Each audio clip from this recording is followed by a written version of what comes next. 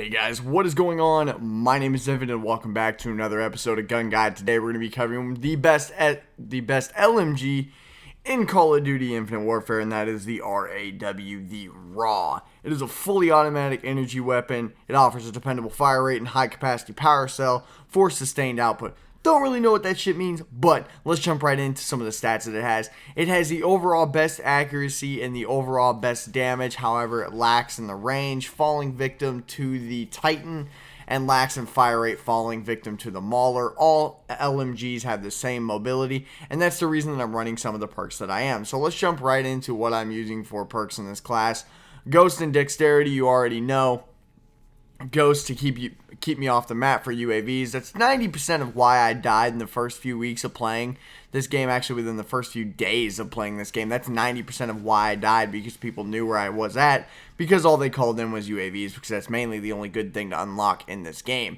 Next up is Dexterity. With a big LMG like this, you need to be able to reload the rounds quickly, and this gun is pretty quick on the reload, especially with Dexterity, but if you take Dexterity off, it feels like it takes forever for this gun to reload. And on top of that, I also had Momentum, and a perk that most people would disagree with. I think on this one I had Gung Ho or Marksman. The reason I put Gung Ho on here would be because I was moving about the map a lot, and I was also running into enemies as soon as I was turning corners, so it was easier for me to just pull the trigger and be able to hip fire and run at the same time as I was getting closer to them, so my bullets constantly hit them as I was getting closer to them, if that makes sense.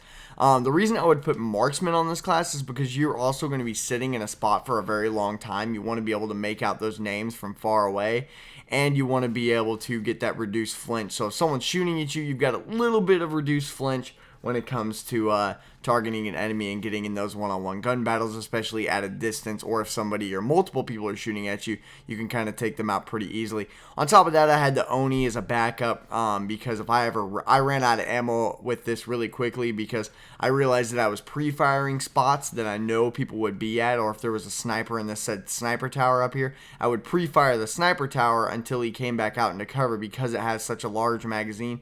You can afford to do things like that and waste ammo. This is an energy weapon, however, and it definitely bounced and ricocheted some bullets, which is just something to keep in mind.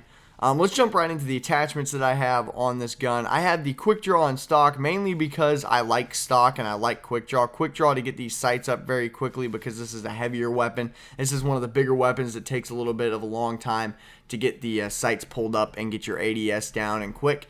And stock basically so I can move back and forth and be versatile and be moving while someone's trying to shoot at me. You guys don't realize when you have stock on, you make the target for the other person trying to hit you a lot harder, because you're able to strafe back and forth while they're not going to be able to. Typically, they're not going to be running stock. They're going to be running something like long barrel and grip and suppressor or whatever. They're not going to be running stock, so they're not going to be able to strafe back and forth. So you're going to be able to basically move around them and take them out pretty easily.